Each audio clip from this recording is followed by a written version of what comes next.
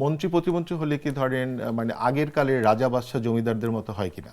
কারণ হচ্ছে যে একজন প্রতিমন্ত্রী উনি তার নিজের ফ্যামিলি নামে ইউনিয়নের নাম রাখছেন, সন্তানদের নামে বিভিন্ন ইউনিয়নের নাম রাখছেন, এবং সেটা জাতীয় সংসদে রীতিমতো আলাপ হচ্ছে।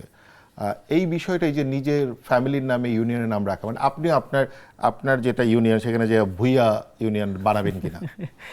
আমি তো দায়িত্ব ছিলাম, আমি তো চাইলে বানাইতে পারতাম। আমি আমার ইউনিয়ন উপজেলার নাম আমার ফ্যামিলির নামে করতে পারতাম, কিন্তু আমরা তো সেটা করি নাই। বরং আমরা নাম পরিবর্তনটাকে, এই যে নাম পরিবর্তনের যে একটা কালচার, যে আগে ছিল আওয়ামী লীগের কারো নামে, এখন এসব বিএনপির কারো নামে হয়ে যাচ্ছে, এবং বিভিন্ন প্রতিষ্ঠানের নামকরণ হচ্ছে, এটা প্র্যাকটিস আছে, ঠিক আছে। কিন্তু আপনি যখন একটা এলাকার নাম পরিবর্তন করে নিজের ছেলের নামে করে ফেলছেন, এটা অত্যন্ত ব্যাড প্র্যাকটিস। আমার মনে হয় সরকারের এটা নিয়ে প্রধানমন্ত্রীর হস্তক্ষেপ করা উচিত।